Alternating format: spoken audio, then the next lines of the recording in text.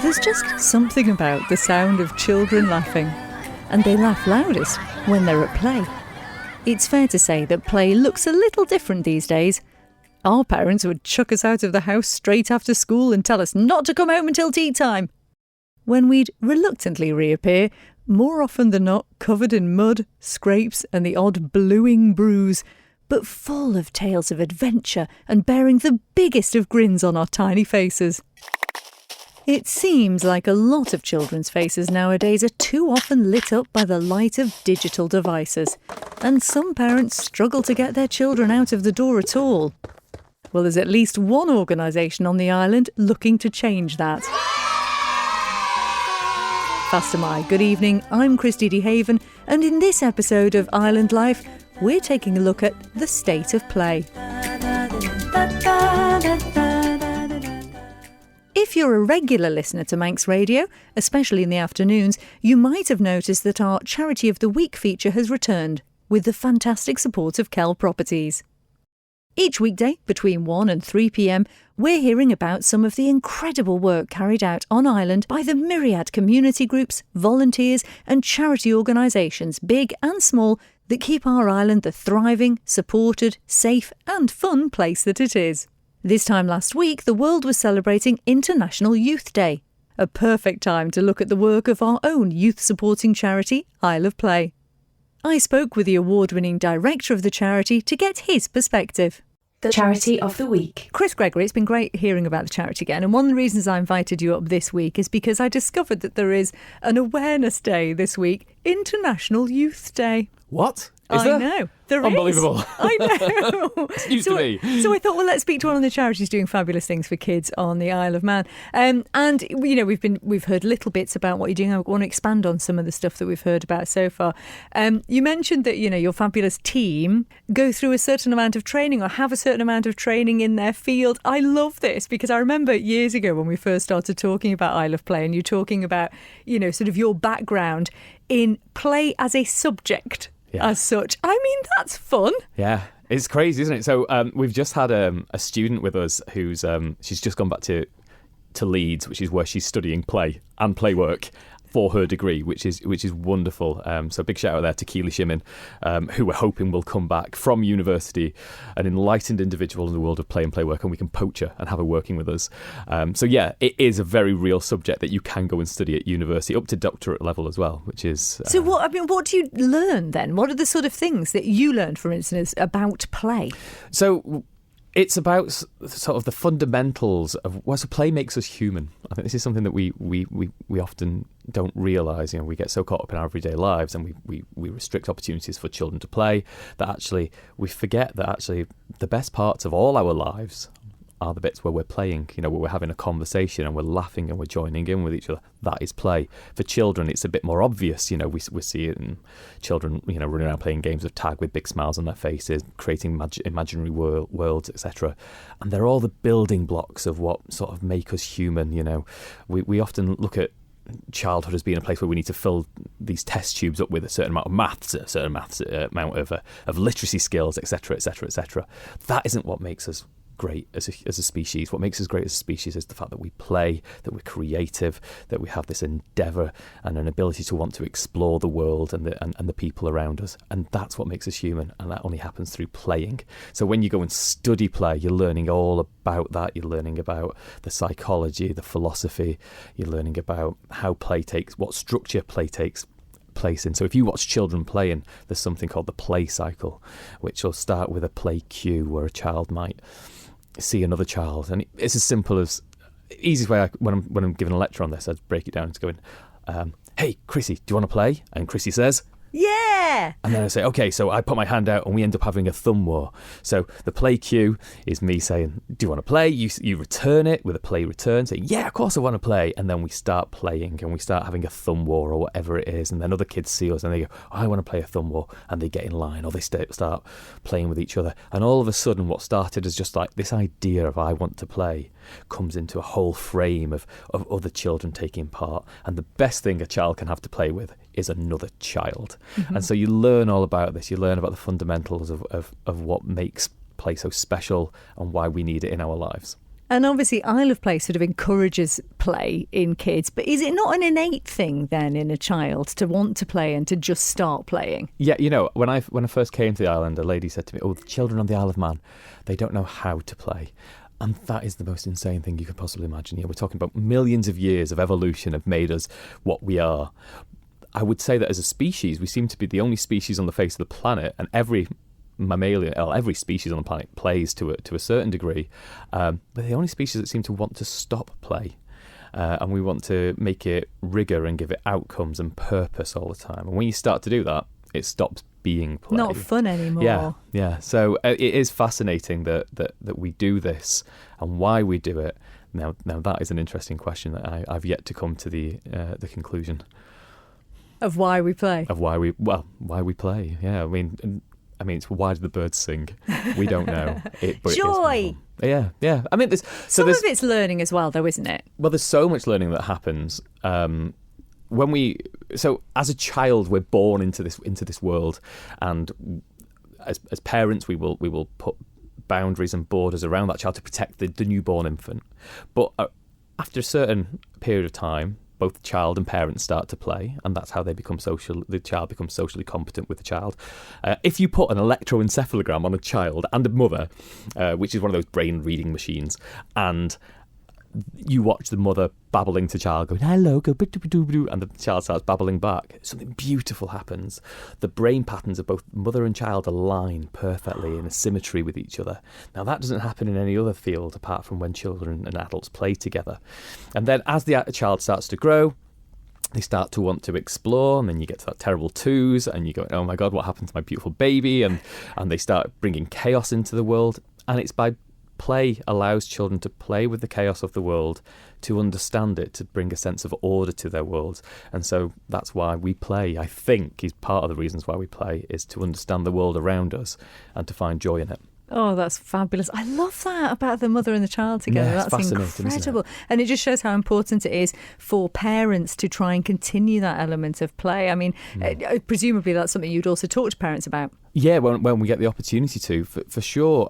There's definitely, and I'm sorry to all those parents that might be listening to this and may feel like I'm judging you, but there's a real issue at the moment, I think, with parents putting headphones on, pushing their prams, and not talking to their children while they're going around, listening to a podcast and escaping sort of the world around them. That's a really important time for a parent and child to interact with each other and to play through language and to point things out. I remember seeing a grandmother not too long ago who was pushing grandchild around in the pram, going, "Oh, look, a cow, a moo cow, a moo," and this inane babbling that only you can do when you're talking to a child. Otherwise, everyone would look at you like you are completely insane.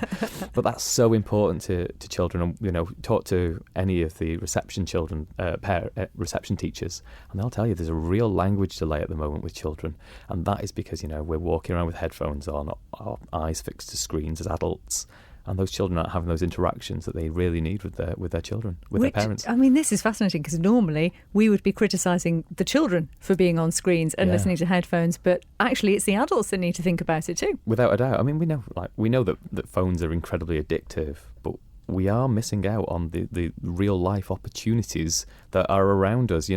There's I forget the name of the psychologist, but certainly Aldous Huxley said something once, that knowledge can be passed down, but understanding has to be experienced. And we're caught up in a world at the moment where we're not experiencing. We're literally just fixed to screens, just soaking in mindless information that's not valid to our existence. So when the kids come to you then, whether you're doing the playing out or whether they're coming to Leicester's Yard, are screens banned then? No, we don't ban them at all, but they don't tend to play with them. They want to play with each other and play in the environment. So the big issue, or not the issue, but the big part that we're seeing is it's not that children don't want to play. Children do want to play, but they're not being given permission to play. So if they're at home, they're not being allowed to play out on the streets because the parents don't give them permission to play on the streets. Well, why aren't the parents giving them permission to play on the streets? Well, partly because society is not giving them permission to play on the streets, because streets are meant for cars now. They're not meant for children. And that's not been the way that it's always been. Children were playing on the streets before there were cars. They were playing on the streets when there were horse and carts going along. But now we just see it as a safety issue, so we're not allowed to let children go outside and play. And I think that's a real shame. I've just come back from Germany last week, and the streets, every residential street pretty much had a sign painted on the floor that showed that it was shared space, that cars, adults, pedestrians and children play here. And I think that's such a wonderful thing that we should be doing, that we should be saying, actually, you know, on our residential streets, not our main roads, no, we're not crazy, that children should be allowed to go outside and play on there, and that drivers should be aware of that. There was something really beautiful, wasn't there, in lockdown, where kids were going out with chalk and chalking up, you know, sort of hopscotch and things and snakes and ladders on the street so they could play in the street. Yeah, sure. And I remember living in a top floor apartment as I did, and hearing the sound of children being outside playing, and adults going outside with their children playing. I remember some residents playing cricket outside and stuff.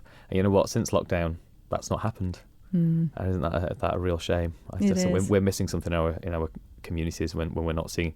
I think as an indicator species, is it skylarks are a sign of a really healthy ecosystem. If you've got skylarks in the fields, I think that as an indicator species, the sign of a healthy community is when you've got children outside playing. And also, to be fair, adults should be playing as well, shouldn't they? Yeah, we should be, yeah. I mean, you're clearly a big kid, Chris. Well, quite literally. It's hard, actually, because obviously when I say that, I say adults should play, people will always make the assumption, well, yeah, that's because you do it as a job. Yeah, I do it as a job, but, you know, I try and fill my time with the things that I enjoy doing. And, you know, it's not about running around playing games of tag as an adult. It's about finding the time to do the things that you enjoy doing, reading and writing, talking, sharing experiences, listening to music, going out to concerts and things. They're all valid forms of play. They're done for no reward other than the experience of it itself, and you know, we should try and find time for doing that. Yeah, well said. So one of the places where this can happen is Leicester's Yard, and we heard that you are going to be expanding Leicester's Yard. Tell us about it. Yeah, so we're based in a paddock in Balafton Park, which is part of the Hills Ward area of Douglas, near Saddlestone and Anakin and Pulrose. Now, it's been such a successful project there, and it's very much a place of its own kind. You know, it's largely made up of pallets that children have turned into dens and climbing structures, etc. But we're looking to move into the paddock next door as well, not to transform that paddock into the same sort of environment. We want to keep it as a nice green open space as well, but we're looking to create a larger indoor venue. Our current shed that we reside in is leaky, mouldy, and not fit for purpose anymore. So we're looking to expand, so we have a bigger indoor area, a full working kitchen, and a therapy room as well. So it means that we can got a quieter space to do some sort of more relaxing elements of play that might help children who just need something a little bit more chill in their lives. It's not always high octane, you know. Sometimes we just need a bit of time away to explore ourselves, as well as around hundreds of other children.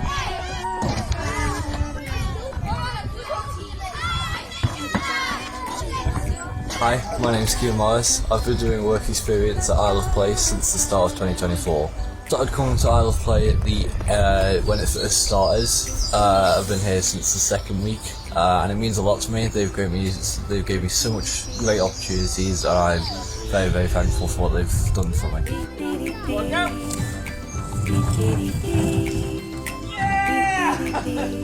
It is Thursday morning, and this morning we had Tiny She. As you can tell, the weather wasn't that great, but the kids had fun. It was a good session. They all had pancakes. I pushed them all on the swings again, but yeah, it was a good session.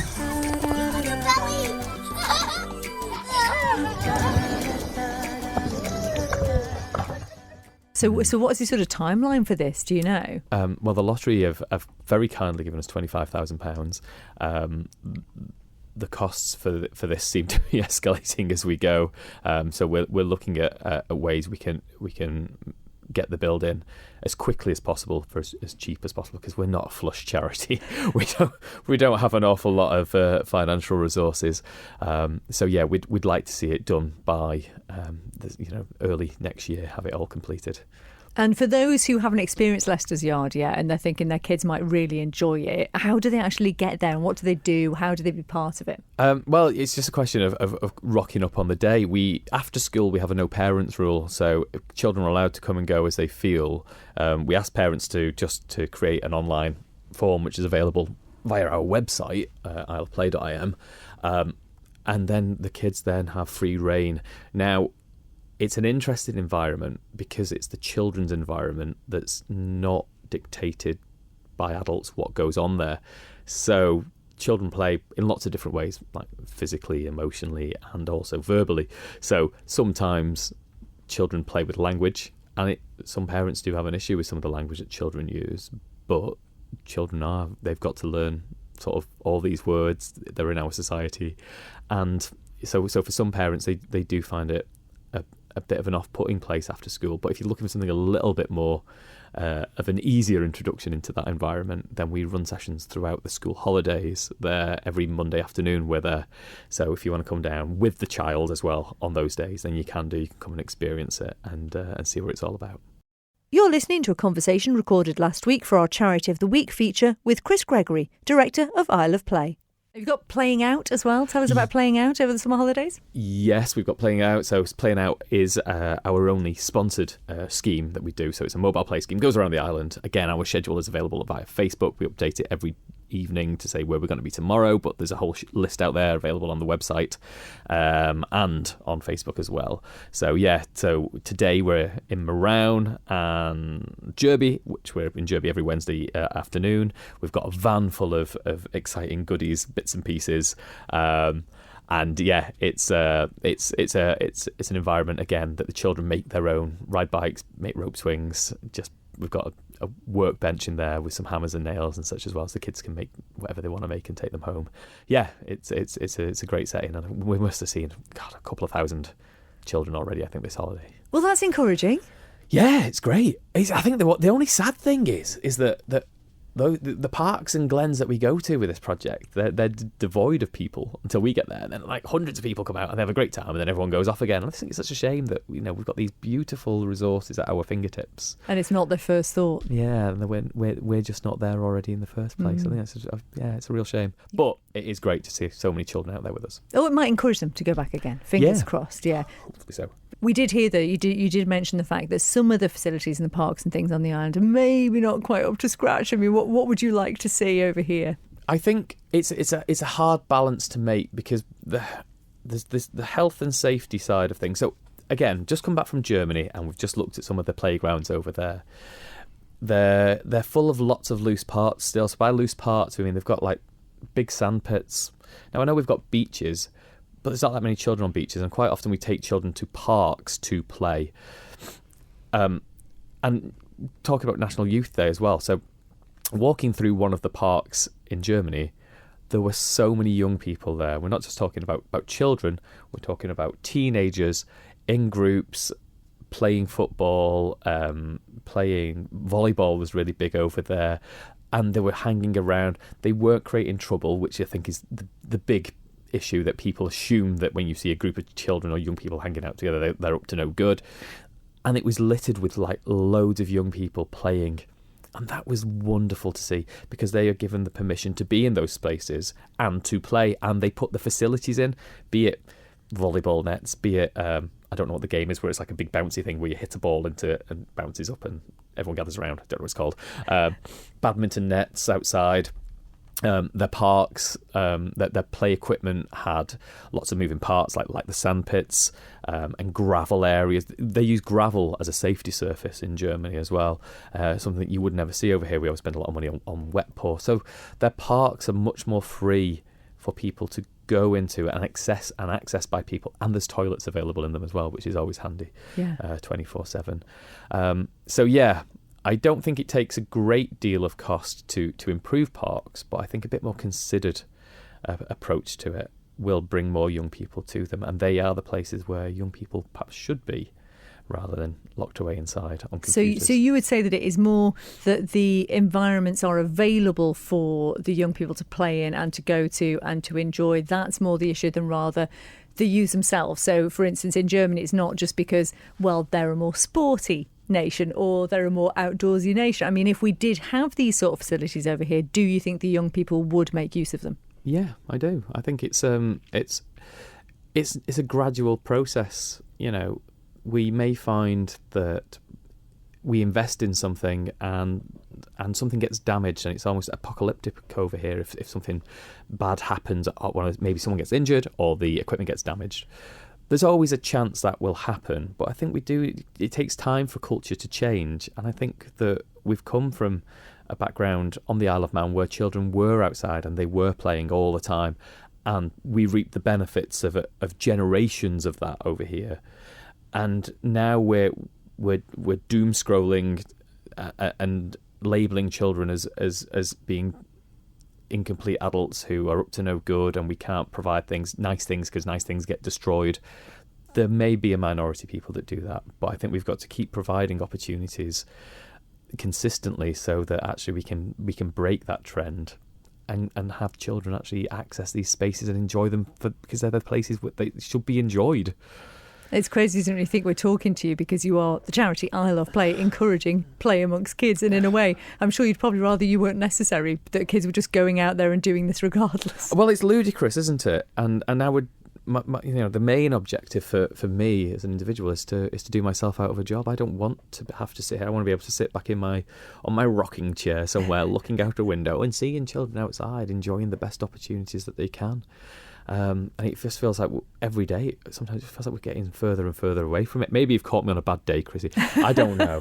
I just want children to have the best opportunities possible. And I think as an island, we're only going to reap the benefits of that. If we're going to see children outside playing today, we're going to see happier adults tomorrow. And that's got to be good for our society. And in theory, it should be easier on a smaller space. Well, why? Look at the environment that we've got. Why aren't we leading the world in this? We want to have a happy nation. Let's create a happy nation. It's not going to cost us billions of pounds to do it.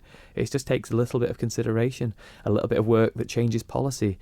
The opportunities are there for us to do something magnificent here. Let's make it happen. Well, what can parents do then? We talked a little bit about parents. If there's a parent listening who has a child or children that do seem to be very much obsessed with their screens and their games and, sort of never seem to want to go outside, how can they approach that child and sort of encourage them or entice them or tempt them to go out and play with their mates? Well, it probably starts by looking at your own behaviours, doesn't it?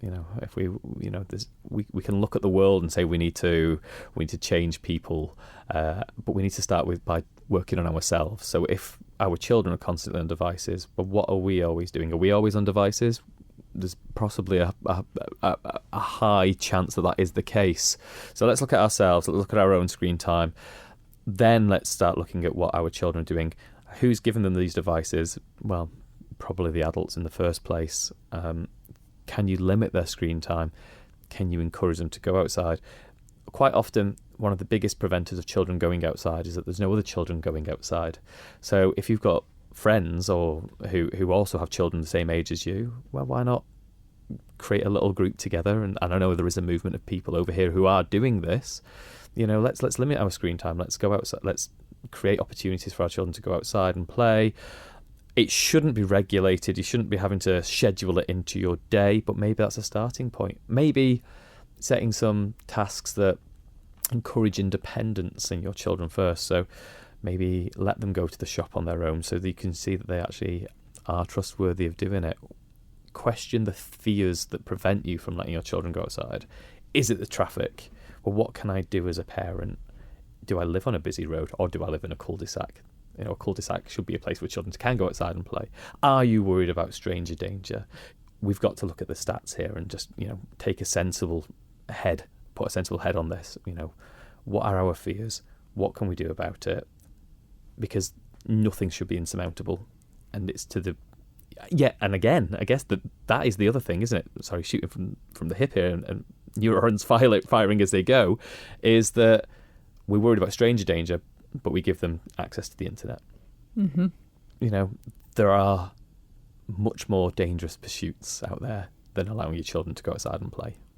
And especially when they've got the likes of Leicester's Yard, where it's a safe environment as well. So yeah, and We would love to see more places like Leicester's Yard Adventure Playground. We'd love to see them in like Onchan, Castletown, other areas around the Isle of Man, maybe a couple in Douglas, Ramsey. They are brilliant places that are... It's great that those children come to us and those parents have faith that those children can navigate their way to us in the first place, be let loose with hammers, nails and saws and other children and their culture that they bring with them and all the mischief that they bring, and then make their own way back afterwards. It is reassuring that those parents do still exist. But maybe it takes a Leicester's Yard project in your area for that to happen. But we'd love to help support to make that happen. But again, it does take some money and investment and time and the right staff to facilitate those. But yeah, we're happy to try and build more of them. Well, all that said, how do people get in touch with you and how do they support you? Get in touch. I guess the easiest way is either send us a message on Facebook, send us an email, info@isleofplay.im, send us a message via Facebook or any of our other social media platforms. Or if you want to pick up the phone, you can dial 306 910 and I will answer the phone myself. But yeah, please do get in touch. We want to help. Excellent. Chris Gregory, I challenge you to a thumb war. Bring it on.